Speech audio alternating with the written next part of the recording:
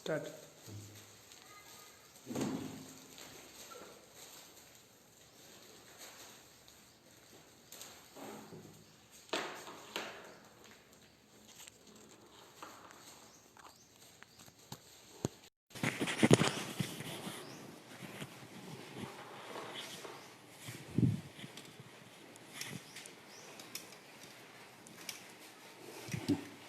हरे कृष्ण।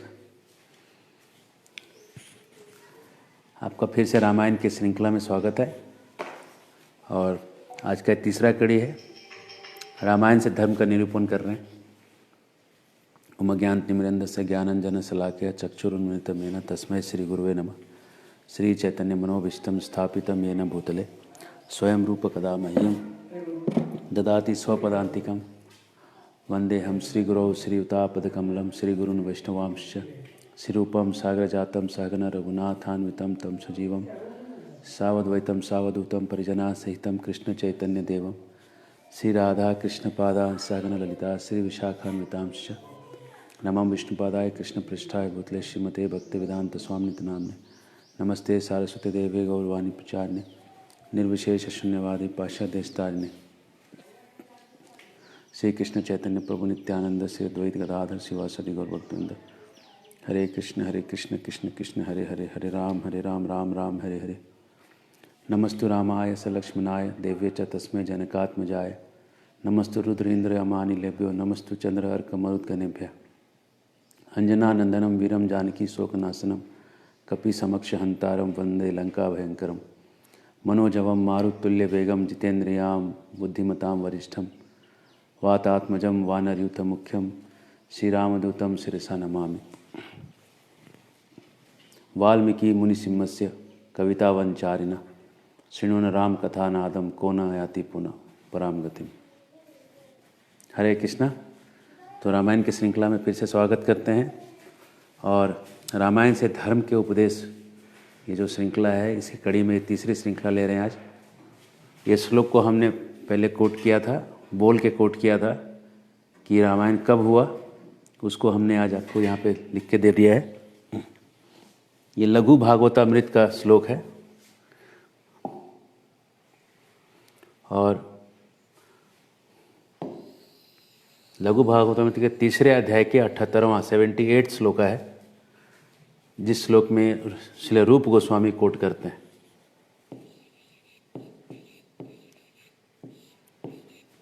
रूप गोस्वामी, ज्ञातव्य हो कि रूप गोस्वामी जो थे चैतन्य महाप्रभु के राइट हैंड थे। महाप्रभु श्री चैतन्य के राइट हैंड थे रूप गोस्वामी। और जो परंपरा है जो महाप्रभु के बाद जो आई, इस्कॉन जिसमें आ रहा है, उसको रूपानुगा परंपरा कहते हैं, रूप गोस्वामी से नीचे आने के कारण।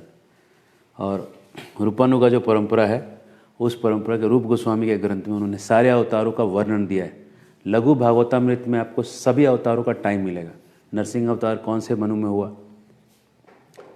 वराह अवतार कब कब हुआ, मत्स्य अवतार पहले मनु में हुआ और छठे मनु में हुआ, वैसे वराह अवतार भी 2 बार हुआ।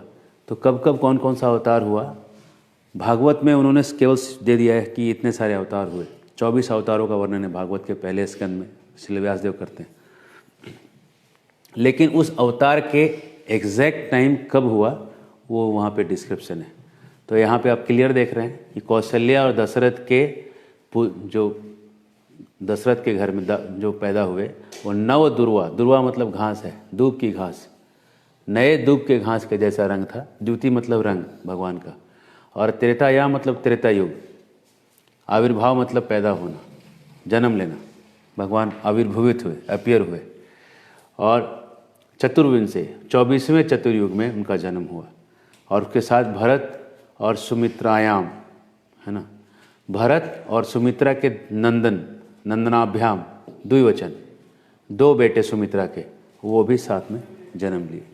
इतना क्लियर है। एक भारत के बहुत सारे जो इतिहासकार हैं, तो इतिहासकारों में 2 तरह के इतिहासकार हैं, 2 या 3 कहिए। एक हैं चीटर्स, एक हैं कंफ्यूज्ड और एक हैं क्लियर। 3 तरह के इतिहासकार भारत में हैं। चीटर्स में हैं वो लोग जो इंडोलॉजिस्ट हैं, जैसे मैक्स मूलर, गॉर्गी और उनके नीचे जो हैं रोमिला थापर, बिपिन चंद्रा, ये लोग चीटर्स के कैटेगरी में, क्योंकि उन्होंने तोड़ के मोड़ के मरोड़ के इतिहास को प्रस्तुत किया। उसके बाद जो है ही नहीं, जिसका कोई प्रूफ नहीं है, उसको प्रूफ कर दिया, और जिसका प्रूफ हर जगह मिल रहा है उसको उन्होंने लाया नहीं। और दूसरे कंफ्यूज्ड हैं। कंफ्यूज्ड वो हैं जो इनके मैं नाम नहीं लेना चाहता, लेकिन अगर निकल गया तो मैं कुछ कर नहीं सकता, लेकिन कंफ्यूज्ड वो लोग हैं जो लोग मॉडर्न इतिहास को भारतीय संस्कृति के वैदिक इतिहासों को जोड़ के ज़बरदस्ती ये सिद्ध करना चाहते हैं कि ये भी ठीक है, वो भी ठीक है, this is also okay, that is also okay. वो लोग क्या कहते हैं सो सुनिए। वो कहते हैं कि कृष्ण जो हैं वो 5000 साल पहले आए,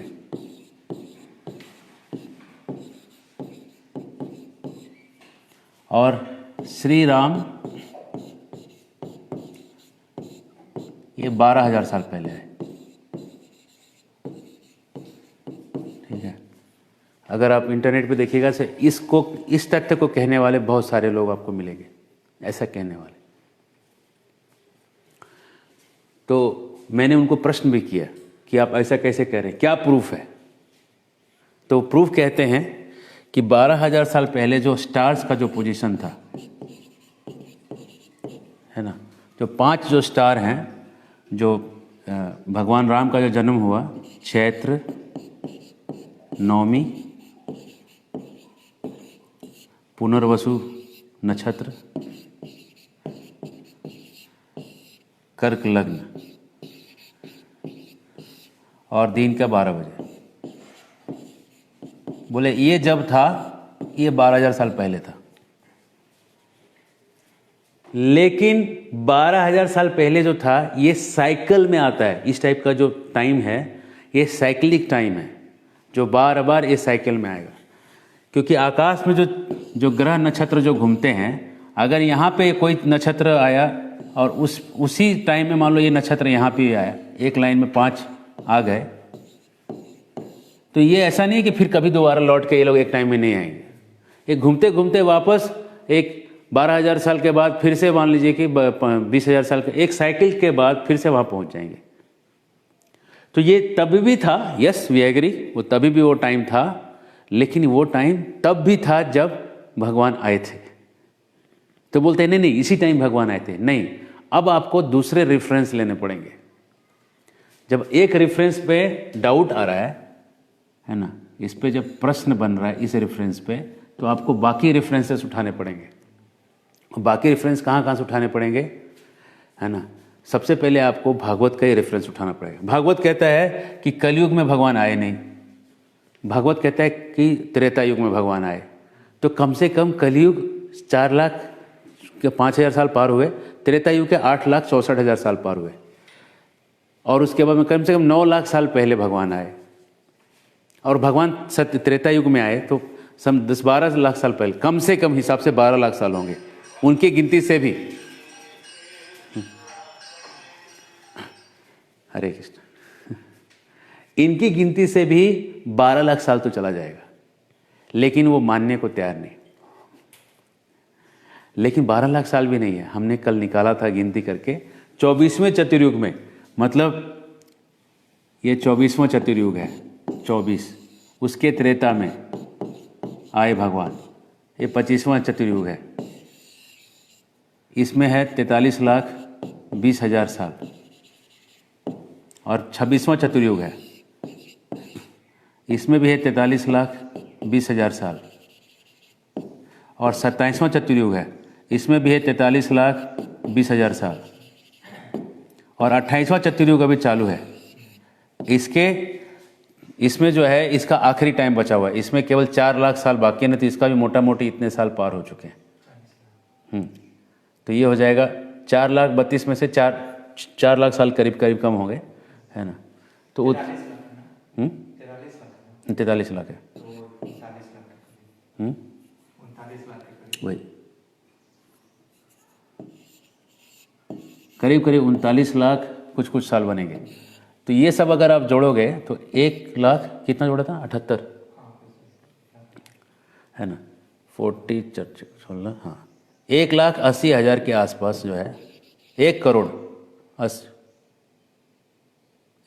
80 लाख साल के आसपास बनता है टाइम। ये टाइम बनता है वर्ष।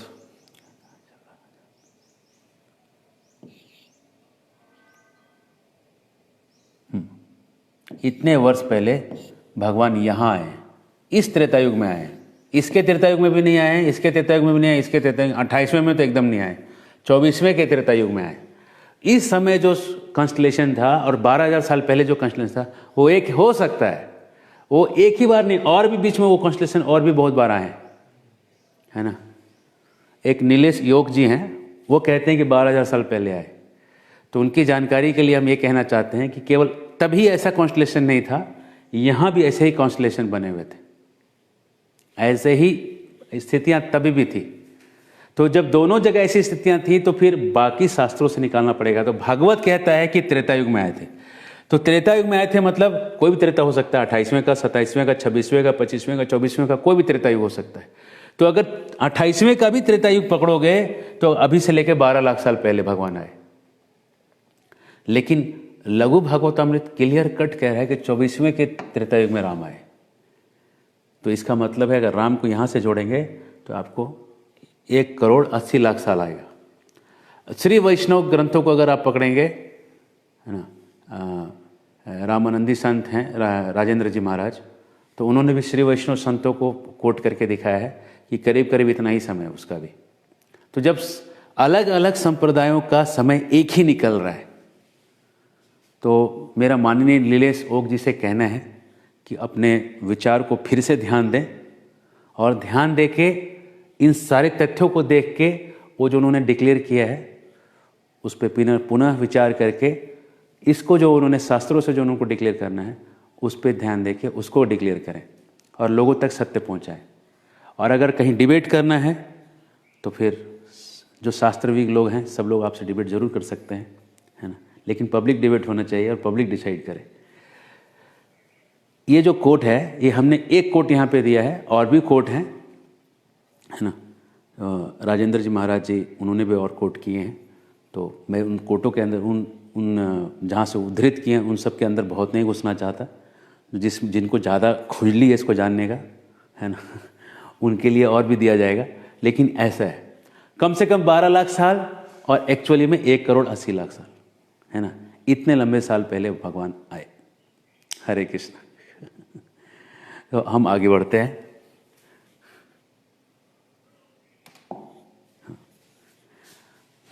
अब हम आज के लेसन पे आते हैं। जब जब दुष्टों का प्रभाव बढ़ा है, जब जब पाप बहुत बढ़ गया है, तब तब भगवान अवतार लिया है। और जब अवतार लेने का ऐसा समय होता है, कुछ होते हैं शेड्यूल्ड इनकारनेशन, भगवान के अवतारों के भी कुछ शेड्यूल होते हैं कब कौन आते हैं। तो आप कहेंगे कि भगवान का जो अवतार का ऐसा शेड्यूल कैसे बन जाता है, ऐसा कैसे कि भगवान जानते हैं कि इसी समय पाप बढ़ेगा। कहते हैं 3 चीज़ें भगवान के बारे में, कर्तुम, अकर्तुम, अन्यथा कर्तुम। वो कर सकते हैं जो आप और हम कर सकते हैं, कर्तुम। अकर्तुम वो भी कर सकते हैं जो आप और हम नहीं कर सकते, जैसे पहाड़ उठाना हुआ, नदी पे पुल बांधना हुआ, वो भी कर सकते हैं। अन्यथा कर्तुम वो भी कर सकते हैं जो आप सोच भी नहीं सकते, जो आपके सोच में भी नहीं आ सकता, वो भी वो कर सकते हैं। जैसे कि ये दुनिया बनाना, बना के बस चलाना उसी का काम है, बड़ा जबरदस्त तेरा इंतजाम है। ऊपर है पानी, नीचे जमी है, फिर आसमां है, बड़ा जबरदस्त तेरा इंतजाम है। ऊपर पानी, नीचे जमीन और फिर आसमान है। पानी ऊपर कहाँ है? बादलों में। पानी ऊपर रख दिया, नीचे ज़मीन रख दिया और उसके ऊपर आसमान है। बड़ा ज़बरदस्त तेरा इंतज़ाम है।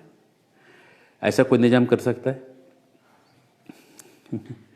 हाँ, तो जो ये व्यवस्था है, इस व्यवस्था को चलाने के लिए जो दुर्गा जी बैठी हैं, दुर्गा जी कितना मेहनत करती हैं व्यवस्था को चलाने के लिए। सृष्टि स्थिति प्रलय साधन शक्ति रेखा छाया रेस भुवनानि विवर्ति दुर्गा इच्छानुरूपेण कार्य चेष्टति सा गोविंदम आदि पुरुषम तमहं भजामि। इच्छा की चुटकी बजाते ही दुर्गा ये सारा संसार चलाती है, चलाए रखती है और बर्बाद कर देती है। बस इच्छा की चुटकी के साथ कर देती है, इतनी शक्ति है। और ये उनकी छाया शक्ति है। जैसे हाथ ऐसा हिलाते हैं तो ये हाथ का हिलना और परछाई के हिलने में कितना टाइम लैग होता है? 0 सेकंड का टाइम लैग है, कोई टाइम लैग नहीं दोनों में। जितनी देर में हाथ घूमता उतनी देर में छाया घूमती है। तो जब गोविंद कहते हैं कि दुर्गा क्रिएट, तो दुर्गा तब तक कहती है क्रिएटेड। गोविंद कहते हैं डिस्ट्रॉय, डिस्ट्रॉयड। उनका डिस्ट्रॉय आते ही डिस्ट्रॉयड की आवाज़ इधर से निकलती है ना। ये दुर्गा और गोविंद का जो कॉम्बिनेशन छाया शक्ति के रूप में चलता है। तो हम आते हैं यहाँ पे वापस। कल हम रामायण में आते हैं जहाँ से हम उठाए। ऋषिशृंग जो है वो अपने जो राजा दशरथ के यहाँ आते हैं और दशरथ जो है उनको लेने के लिए जाते हैं और वो एग्री करते हैं और वहाँ आते हैं अयोध्या। अयोध्या आने के बाद एक बड़ा यज्ञ का आयोजन किया जाता है। दशरथ महाराज का समस्या है, उनको चाहिए पुत्र और उनको पुत्र नहीं है। उनकी उम्र है 60,000 वर्ष है। हरे कृष्ण। हमारे यहाँ सत्य जो है ब्लैटेंटली बोला जाता है, सत्य सच बोला जाता है। और 60,000 तक उनको कोई बच्चा नहीं हुआ है। सब कुछ है उनके पास, केवल एक ही चीज़ नहीं है। और जब एक चीज़ नहीं रहती है उसी में आदमी का दिमाग फंसा रहता है। उनको चाहिए बच्चा। तो बच्चा चाहने के लिए, उस बच्चे को प्राप्त करने के लिए उनके पास जो पुण्य है वो कम है। पुण्य चाहिए। अगर आपको संतान चाहिए घर में तो उसके लिए भी पुण्य लगता है।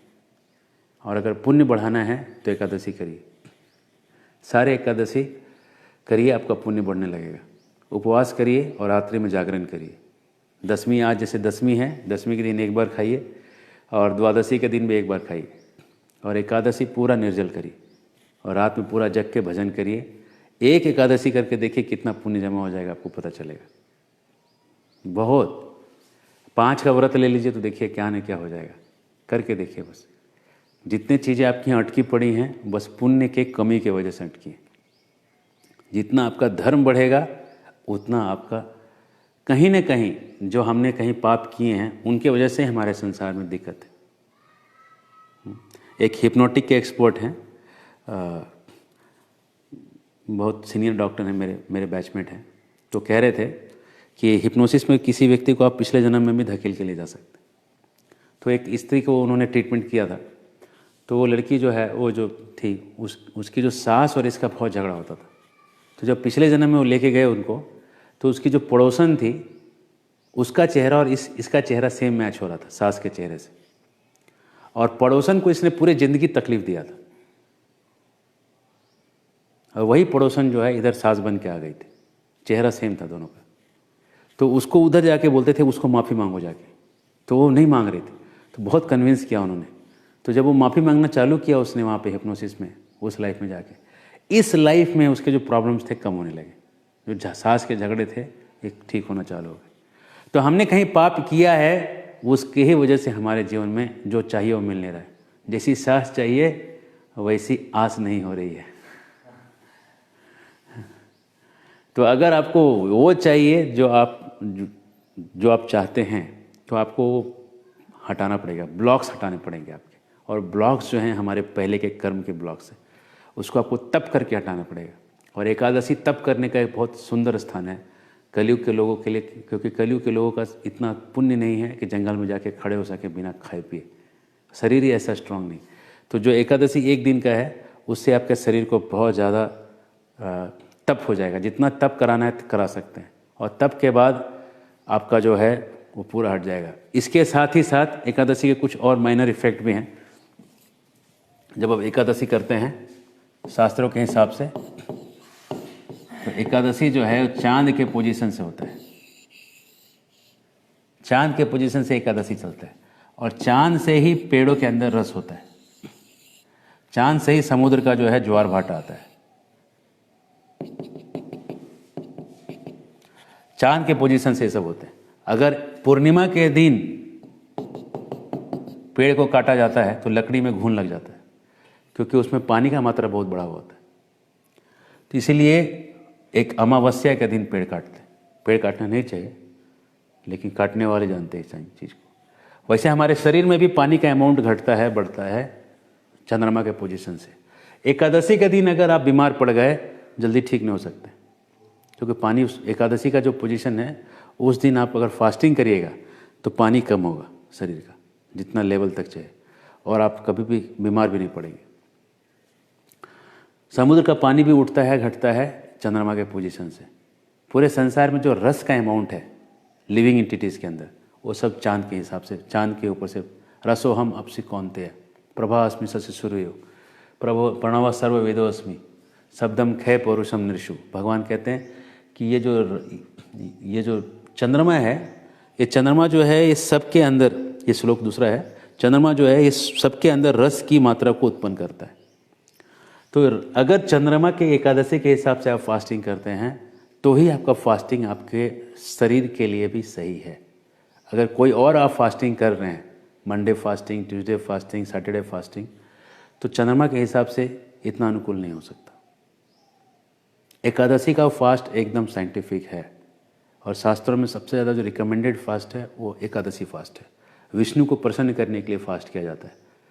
और आजकल के साइंटिस्ट लोगों ने और एक चीज़ निकाला है कि अगर आप 20 फास्ट कर लें, है ना, साल में 20 कंप्लीट निर्जल फास्टिंग करें, तो आपके डीएनए का जो टेलोमेयर है वो टूटता नहीं, और आप लंबा जीते हैं, और आपके कैंसर होने की संभावना ना के बराबर हो जाती।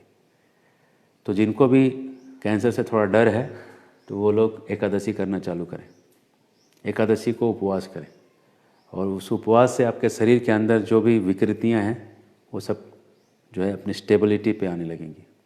तो एकादशी, तो तप करने से आप कुछ, पुण्य करने से आप कुछ आगे बढ़ के प्राप्त कर सकते हैं। और अगर आपको कुछ चाहिए और कुछ नहीं मिल रहा है, अटका है कहीं पे मामला, तो मैं आपको हाईली रिकमेंड करूंगा आप एकादशी करिए, क्योंकि ये पुण्य कमाने की बात है। दशरथ महाराज को एक बेटा चाहिए था, तो उन्होंने ये नहीं सोचा कि बेटा चाहने के लिए मैं इन विट्रो फर्टिलाइजेशन और टेस्टी बेबी के लिए मैं ट्राई करता हूँ। ये मत समझिए कि टेक्निक नहीं था, टेक्निक नहीं था, ये मत समझिएगा। वेद व्यास, ये तो त्रेता युग की बात है राम का, वेद व्यास तो बाद में आए। वेद व्यास ने कौरवों को टेस्ट ट्यूब करके बनाया था, है ना। ये टेस्ट ट्यूब टेक्निक तभी भी था, लेकिन वो जानते हैं कि आप पैदा भी करोगे तो बच्चे निकलेंगे 100 के 100 कौरव ही। एक लड़की को हाथ लगाएगा, एक उसको सभा में लेके आएगा, एक इसको नंगा देखने की बात करेगा, ऐसे 100 से तो नहीं होने ही ठीक थे, है ना। तो सबसे बड़ा चीज़ है तपस्या करके उस पुण्य को जमा करना जो आपको चाहिए। तो दशरथ महाराज ने पुण्य कमाने का इच्छा किया, और पुण्य के तहत उन्होंने सबसे पहले जो यज्ञ किया उसका नाम था अश्वमेध यज्ञ। अश्वमेध,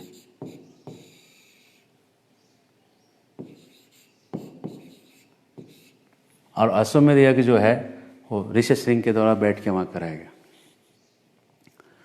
और अश्वमेध यज्ञ का ऐसा रहता है कि एक घोड़ा होता है, जिस घोड़े को पूरे दुनिया में छोड़ना पड़ता है, और घोड़ा दौड़ के जब तक आता, किसी ने पकड़ लिया घोड़े को तो यज्ञ नहीं हो सकता। और ये पूरा घोड़ा दौड़ के जब आ जाता है, कलयुग में घोड़ा जाएगा तो लोग उसको पकड़ ही लेंगे, या पकड़ भी लेंगे तो कोई उसको चला नहीं पाएंगे।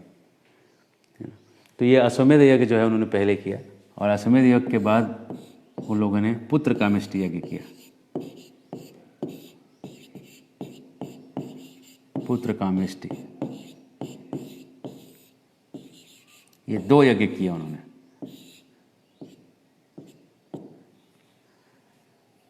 एक पंडित जी थे, पुत्र कामेष्टि यज्ञ करते थे, और बहुत सक्सेस देते थे लोग, बहुत लंबी लाइन लगी रहती थी उनके पास यज्ञ करवाने वालों की। तो पुत्र कामेष्टि यज्ञ जो है उन्होंने किया। तो जब वो पुत्र कामेष्टि यज्ञ कर रहे थे वहाँ पे, उसी समय आकाश में अदृश्य रूप में सारे देवता लोग प्रकट हो गए, और प्रकट होने के बाद वो आपस में सब बातें करने लगे। देवता लोग कहने लगे कि इतना सब जो चल रहा है, ये जो यज्ञ चल रहा है, इसमें कौन आने वाले हैं, तो वहाँ पे देवराज इंद्र थे, चंद्र थे, सबका स्वाहा चल रहा था। ओम इंद्राय स्वाहा इदम नमः, ओम चंद्राय स्वाहा इदम नमः, ओम वरुणाय स्वाहा इदम नमः, सबका स्वाहा स्वाहा चल रहा था। तो ये जब स्वाहा चल रहा था तो इसमें ब्रह्मा जी भी वहाँ आए हुए और सब वहाँ देवता लोग आके बातें कर रहे हैं। ये मैं वाल्मीकि रामायण का वर्जन बोल रहा हूँ। अगर आप तुलसीदास के जी के मानस पढ़े होंगे तो वो लोग सब क्षीर सागर में जाते हैं मिलने के लिए, लेकिन ये वाल्मीकि रामायण में वो क्षीर सागर नहीं जाते, ये सब वहीं पे आते हैं। ध्यान दीजिएगा, दोनों में बहुत फ़र्क है। जहाँ पे यज्ञ चल रहा है अयोध्या में, वहाँ पे सारे देवता आए हुए और वो ब्रह्मा जी को बोल रहे हैं कि ब्रह्मा जी देखिए रावण की हालत। बोले क्या देखना है? बोले ऐसे है कि उसके जहाँ से गुजरता है वहाँ से सब लोग वहाँ से डर जाते हैं। पानी का जो वेग है वो भी शांत हो जाता है, समुद्र भी डर जाता है, लड़कियों को अपहरण कर लेता है और लंका जो है पूरा इनका गढ़ बना हुआ है। कुबेर का जो पुष्पक विमान है छीन लिया, कुबेर का रिसोर्ट है वो छीन लिया और उसको अपना घर बना लिया है और वहाँ पे बड़ी चतुरंगिनी सेना बना के पूरे ब्रह्मांड में व्याप्त आतंक का जो केंद्र है, टेररिस्ट का जो जमघट है, वहाँ पे बना के बैठा है। इसको उपाय निकालिए, इसको कैसे शांत करेंगे, इसका उपाय बताइए। इससे तो हम लोग भी डरे हुए हैं। एक बार देवताओं और असुरों का युद्ध हुआ और उसमें इंद्रजीत जो था सबसे पीछे था और रावण जो है लड़ने गया था। जब रावण लड़ने गया, रावण लड़ता रहा और रावण का जो बेटा था इंद्रजीत, मेघनाथ नाम था उसका, वो पूरे सेना को बाईपास करके पीछे तक जाके उसने इंद्र को पकड़ा और इंद्र को पकड़ के लाके लंका में लोहे के सलाखों के पीछे उसको डाल दिया। इंद्र को बंदी बना लिया उसने। देवराज इंद्र बंदी हो गए लंका में। और ब्रह्मा जी को क्या करना पड़ा? ब्रह्मा जी देखे कि भाई ब्रह्मांड का व्यवस्था कौन चलाएगा, तो जाके बोलते हैं देखो रावण, एक बार मेरा भी विनय सुन लो, इसको छोड़ दो। तो ब्रह्मा जी के कहने पे उसको शक्ति मिला था, इसलिए उसने ब्रह्मा के कहने पे इंद्र को छोड़ा और उस दिन से मेघनाथ का नाम इंद्रजीत पड़ गया। और इंद्र जो था बड़ा शर्म से बैठा रहता था कि मैं उसके बेटे से हार चुका हूँ। रावण जो था, कुबेर,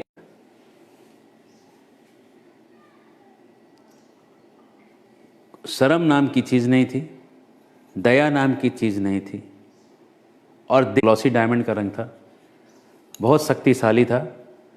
और कहते हैं कि लड़कियां भी उसको देख के मरती थी, उसको देख के, लेकिन बाकी लोगों को काल दिखता था।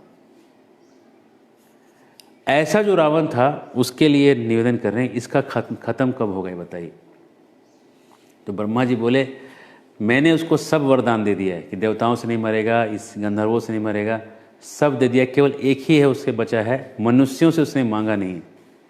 तो मनुष्यों का वरदान है, कोई मनुष्य इसको आके मारेगा और ज़रूर ही प्रभु मनुष्य रूप में अवतार लेके इसको मारेंगे, नहीं तो ये मरेगा भी नहीं। और जब ये लोग ऐसा चिंता कर रहे थे, उसी समय गरुड़ासन भगवान आ गए। गरुड़ासन ये गरुड़ासन, भगवान जो हैं गरुड़ पे आसन होके उतरे और वहाँ पे हरि जो हैं प्रकट हुए। हरि व्यापक सर्वत्र समाना, हरि व्यापक सर्वत्र समाना, प्रेम से प्रकट हुई मैं जाना, हरि व्यापक। और वहाँ प्रभु प्रकट हो गए, सब देवता लोग स्तुति करने लगे उनका, गरुड़ासन भगवान का। और भगवान हरिया के कहे हम सब जान रहे हैं। सब लोगों ने स्तुति किया और भगवान ने कहा मुझे सब पता है आपकी दुख दुविधा क्या है, और मैं स्वयं दशरथ को पिता स्वीकार करूँगा, कौशल्या को माँ स्वीकार करूँगा, और मेरे ही आयुध शंख और चक्र ये भी पैदा होंगे, और मेरा जो अनंत शेष है सांप, वो मेरा अनुज लक्ष्मण बन के पैदा होगा। ये सब के सब लोग यहाँ पैदा होंगे और आप लोग सोचिए क्या करना है, और हम इसको स्वयं रावण को, उसके परिवार, मंत्री दल, उसके सब किन्नर, उसके सेवक पूरे के साथ उसको सफाया कर दूंगा। एक भी नहीं बचेगा, कोई नहीं बचेगा उसमें से। जो लोग उसके साथ खड़े होंगे सब खत्म हो जाएंगे। और ये सोच के देवता लोग इतने आश्वस्त हो गए, बोले अब तो ये खत्म गया। रावण गया। और इसके बाद वहाँ पे अचानक उस यज्ञ को, पुत्र कामेष्टि यज्ञ करते समय एक लाल कपड़ा पहना हुआ दिव्य पुरुष वहाँ प्रकट हो गया, जो एक खीर का कलश लेके दिल से लगाया हुआ था, जैसे कि कोई लड़की को आलिंगन करता है उस जैसे ही वाल्मीकि कहते हैं कोई किसी स्त्री को कोई आलिंगन करे, ऐसा वो आलिंगन करके उसको लेके खड़ा था। और इतना तेज और इतना शक्ति था, उसको मूंछ थी और दाढ़ी थी और एकदम युवा था, शक्तिशाली दिख रहा था बहुत, और ऐसे खड़ा था और चल भी रहा था तो हाथी का जैसे उसकी चाल दिख रही थी। उसको देख के दशरथ जी महाराज उड़ गए और उस पुरुष ने कहा कि मैं प्रजापति लोक से वहाँ का पुरुष हूँ और मैं ये खीर दे के तुमको धन्य करना चाहता हूँ। दशरथ महाराज तो धन्य हो गए सुन के, और उसने प्रदक्षिणा किया, उनसे वो पात्र लिया और पात्र लेने के बाद अपनी रानी कौशल्या को उन्होंने आधा जो खीर था वो दे दिया, आधा भाग उसका दे दिया। बचे हुए आधे का जो आधा भाग है उन्होंने सुमित्रा को दे दिया जाके। और सुमित्रा को देने के बाद जो आखिरी का जो आधे का आधा भाग था वो उन्होंने कैकेयी को दिया। कैकेयी को देते समय उन्होंने थोड़ा सा जो शेष जो बच गया और भी, वो भाग उन्होंने वापस जाकर सुमित्रा को कुछ सोच के दे दिया। इस तरह से 4 भाग जो है वो बन गया घूम फिर के। और वो खाने के बाद सब लोग खुशी से समाये नहीं, और सारी रानियां जो हैं गर्भवती हो गई। और गर्भ में जब शिशु आ गए तो वहाँ पे गर्भ में ही देवता लोगों ने स्तुति करना चालू कर दिया। स्तुति करहि नाग मुनि देवा, स्तुति करहि नाग मुनि देवा, बहुविध लावहि निज निज सेवा, बहुविध लावहि निज निज सेवा। प्रभु जब गर्भ में रहते हैं सारे देवता लोग आके स्तुति करने लगे और 12 महीने तक गर्भ रहा। ये विचित्र है, कोई साधारण गर्भ नहीं है। 9 महीने से लेके 10 महीना हो गया तो भी बहुत हो गया कि कोई साधारण गर्भ का। 12 महीने तक गर्भ रहने के बाद चैत्र महीने में पुनर्वसु नक्षत्र में कर्क लग्न में 12 बजे दिन दोपहर के समय, न ज़्यादा गर्मी थी न ज़्यादा ठंड था, बहुत प्यारा ऋतु था। उस ऋतु में भगवान श्री रामचंद्र माँ के कौशल्या के गर्भ से प्रकट हुए। हरि बोल, श्री रामचंद्र भगवान की जय। और लक्ष्मण जी और शत्रुघ्न जी सुमित्रा जी के गर्भ से प्रकट हुए और भरत जी महाराज कैकेयी के गर्भ से प्रकट हुए। श्री रामचंद्र कृपालु भज मन, हरण भव भय दारुणम, नव कंज लोचन कंज मुख कर, कंज पद कंजारुणम। कौशल्या इतनी खुश हो जाती है देख के, इतनी खुश हो जाती है। भय प्रकट कृपाला दीन दयाला, कौशल्या हितकारी, हर्षित महतारी मुनि मनहारी, अद्भुत रूप विचारी। कौशल्या इतनी खुश हो जाती है, बच्चे को लेके पूरा हंसी खुशी का माहौल फैल जाता है। और राम का बालपन जो है कौशल्या जी को देखने को मिलता है। कौशल्या हरि पालना झुलावे, हलरावे डुलरावे, कौशल्या हरि पालना झुलावे। ठुमक चलत रामचंद्र, बाजत पैजनिया, ठुमक चलत रामचंद्र। भगवान राम बाल लीला कर रहे हैं, ठुमक ठुमक के चल रहे हैं और पैजनिया उनकी बजती जा रही है। मेवा मोदक रसाल, मन भावे सोले हो लाल, मेवा मोदक रसाल। और ले हो मधुर पान, और ले हो मधुर पान, कंचन झुन झुनिया, ठुमक चलत रामचंद्र। तो भगवान जो हैं अपनी बाल लीला कर रहे हैं, और थोड़े ही बड़े हुए तो उनको गुरु गृह भेजा गया चारों को। लक्ष्मण जो हैं हमेशा राम के साथ, और राम को भी दिया खाने को दिया जाता था, और लक्ष्मण को देते थे पहले, फिर ही खाते थे। और भरत के साथ शत्रुघ्न भी वैसे ही आसक्त हो गए थे। चारों भाई एक दूसरे से बहुत ऐसे आसक्त थे, और उनको गुरु गृह भेजा गया पढ़ने के लिए। वशिष्ठ मुनि के आश्रम भेजा गया। गुरु गृह गए पठन रघुराई, अल्पकाल विद्या सब आई। थोड़े समय में ही सारी विद्या उन्होंने ग्रहण करना चालू कर दी। 64 विद्याएं हैं, कलाएं हैं, बहुत सारी चीज़ें सीखने के लिए हैं जो गुरुकुल में सिखाई जाती हैं। तो गुरुकुल में जो विद्याएं हैं उसमें सबसे पहली चीज़ जो सिखाई जाती है वो प्रभुपाद जी कहते हैं कि जब भी आप किसी बच्चे को पढ़ाते हैं, सबसे पहला चीज़ उसमें चरित्र का विकास हो। बिना चरित्र के बाकी सब चीज़ बेकार है। उसको अब महापुरुषों के बारे में, ये कैसे आएगा चरित्र, महापुरुषों की कहानी सुनाइए, है ना। महापुरुषों की कहानी सुनेगा, है ना। शिवाजी महाराज के बारे में सुनाइए, महाराणा प्रताप के बारे में सुनाइए, अहिल्या की कहानी सुनाइए, सीता जी के बारे में सुनाइए, देवहूति के बारे में सुनाइए। यह महापुरुषों की और महान स्त्रियों के बारे में जब सुनेंगे बच्चे ना, तो उनके अंदर नेचुरल एक चरित्र का निर्माण होगा। ये सबसे इम्पॉर्टेंट है, सबसे इम्पॉर्टेंट है बच्चे के लिए। चरित्र का निर्माण इज मोस्ट फाउंडेशनल। उसके बगैर आप कुछ भी विद्या के बारे में सोच ही नहीं सकते। सबसे इम्पॉर्टेंट चरित्र का निर्माण है। ऊंचे चरित्र वाले व्यक्तियों के बारे में सुनेगा तो वैसे चरित्र वाला, है ना। और अगर बचपन से वो फ्री फायर और कार लूटिंग गेम्स खेल के बड़ा हुआ है, और चोरों के बारे में सुना है ना, और हेरा फेरी मूवी देखा है, तो बड़ा होके और क्या करेगा। जो आपने इनपुट दिया गार्बेज, तो आउटपुट भी गार्बेज ही निकलेगा। गलती बच्चे की कहाँ है? माँ बाप की गलती। आज का धर्म है कि माँ बाप का क्या कर्तव्य है। माँ बाप ने उनको गुरुकुल भेजा, वशिष्ठ के गुरुकुल भेजा सीखने के लिए, और वहाँ पे सबसे पहला चीज़ है जो स्त्री का सम्मान, है ना। नारी को सम्मान कैसे? माँ के रूप में देखना। कैसे समझेगा कि किसी ने विद्या अर्जित किया है? जब पराई स्त्री को माँ समझेगा, पराय धन को पत्थर समझेगा, और सबको अपना भाई बंधु समझेगा, तब समझिए कि उसने विद्या अर्जन कर लिया है। और चरित्र के साथ उसके बाद उसमें दूसरी चीज आनी चाहिए, षड दर्शन।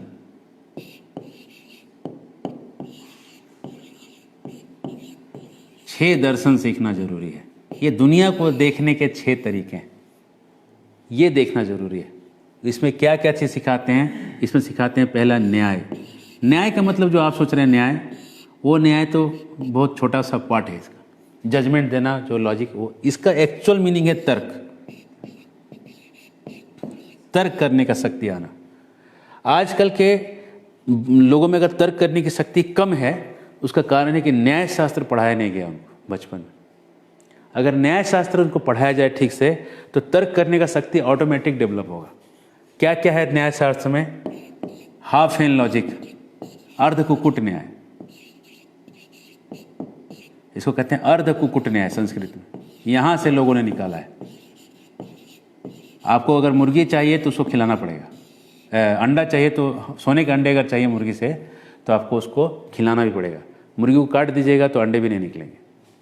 उसके बाद है अंध पंगु न्याय।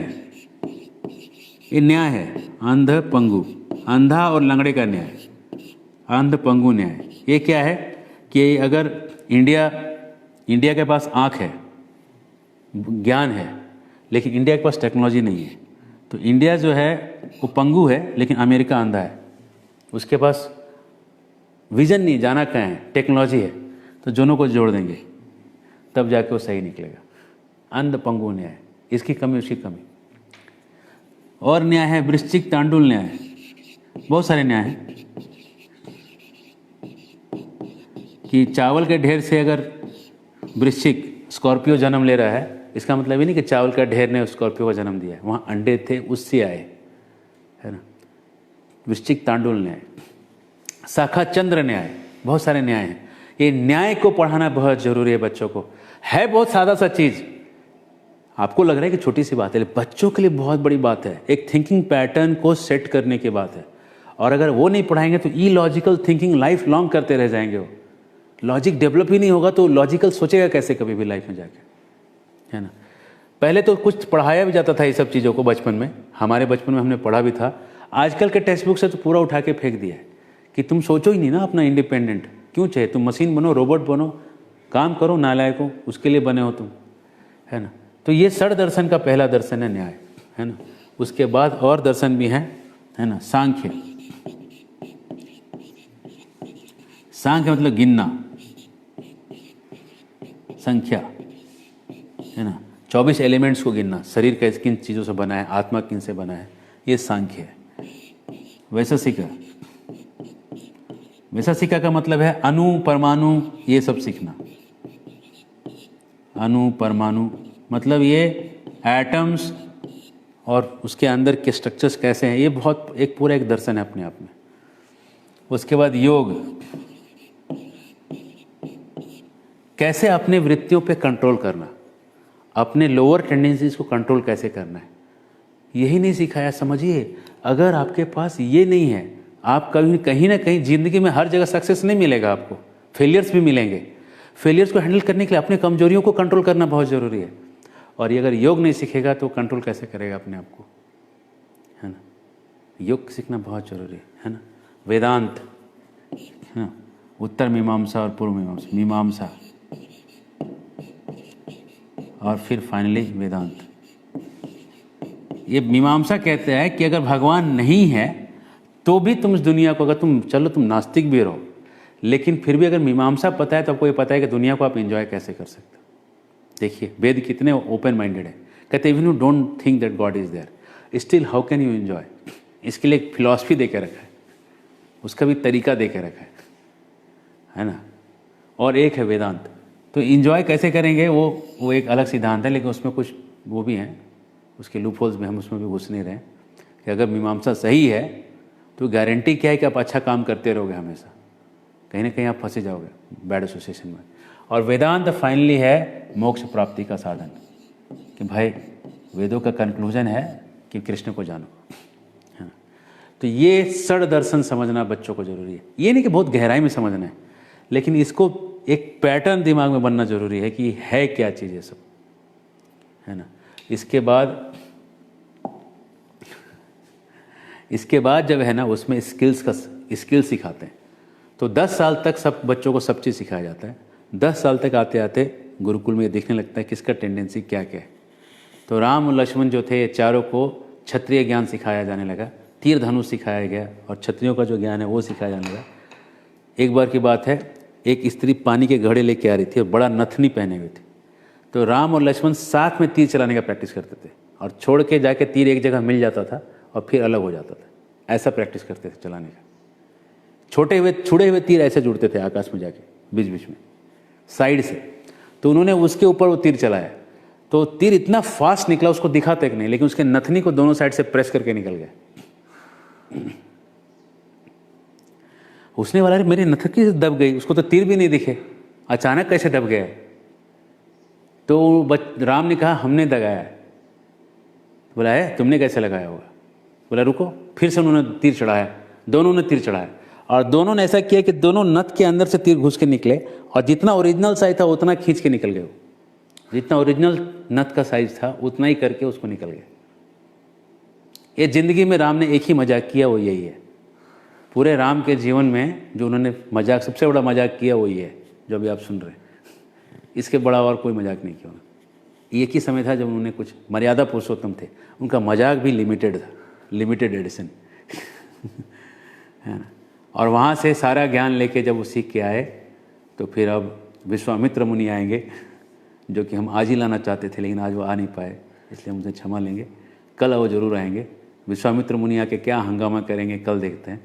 लेकिन गुरुकुल जाने में आज का धर्म यह है कि अगर आप विद्या को अगर आप बचपन में नहीं सिखाओगे चरित्र के साथ, तो बिना चरित्र का सारा जो भी विद्या आप ले रहे हैं वो ढलढला के गिर जाएगा। चरित्र ही है जो आपको जीवन में विद्या को यूज करना सिखाता है, कहाँ यूज नहीं करना सिखाता है, और उसके साथ ही आप आगे बढ़ सकते हैं, है ना। कल हम देखेंगे कि कैसे एक बाप की आसक्ति जो है बेटे के ग्रोथ में बाधा बन सकती है। गुरु चाहते हैं बच्चे को गुरुकुल ले जाना, सब चाहते हैं, लेकिन बाप नहीं चाहता है। तो अधिक आसक्ति भी ठीक नहीं है, जो उसके लिए ठीक है वो बेस्ट सोचना चाहिए। वो कल का विषय है, कल के रामायण का विषय है। तब तक के लिए आज्ञा दें। जय श्रील प्रभुपाद, हनुमान जी महाराज की जय, सीताराम लक्ष्मण हनुमान जी की जय। प्रश्न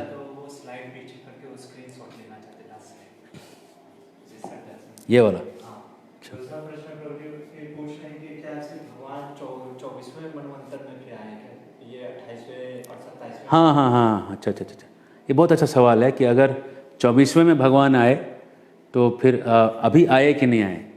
तो जो बाकी समय में जो अवतार होते हैं वो युगावतार होते हैं। जैसे चैतन्य महाप्रभु जिस कलयुग में स्वयं आए, इस कलयुग में, लेकिन बाकी कलयुगों में भी युग धर्म को स्थापित करने के लिए एक युगावतार आते हैं। तो वो जो अवतार आते हैं वो गौर चैतन्य महाप्रभु न होके उसमें गौर नारायण अवतार कहते हैं। वो गौर नारायण हैं जो बाकी कलयुगों में आते हैं, है ना। तो वैसे ही जो युग धर्म को स्थापित करने के लिए जो एक अवतार हैं वो आते हैं। लेकिन जिस राम की बात की जा रही है, जो स्वयं राम भगवान जो आए वैकुंठ से, वो 24वें में आए, वो 28वें में नहीं आए। ठीक है। युग धर्म को स्थापित करने के लिए भगवान नारायण एक जगह पे आके अपना युग धर्म स्थापित करके चले जाते हैं, लेकिन हर बार नहीं आते। हरे कृष्ण। बहुत बहुत धन्यवाद।